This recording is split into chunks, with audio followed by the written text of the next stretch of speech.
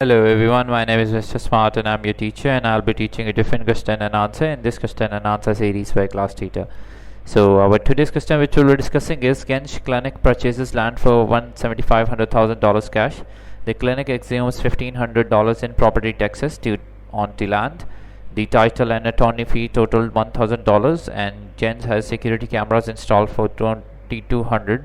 Which amount does Geng Clinic record as the cost for the land? And we have some options here. Option A 175,000, 176,500, 177,500, and 179,700.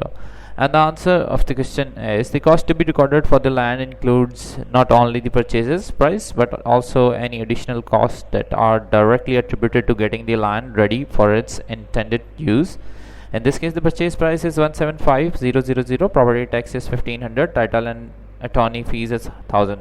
So the total cost we have here is 175,000 plus 1,500 and plus 1,000 is equals to 177,500. So the correct answer of the question is option C. If you still have any other question, just leave a comment and I will get back to you as soon as I can. Thank you very much for watching the video.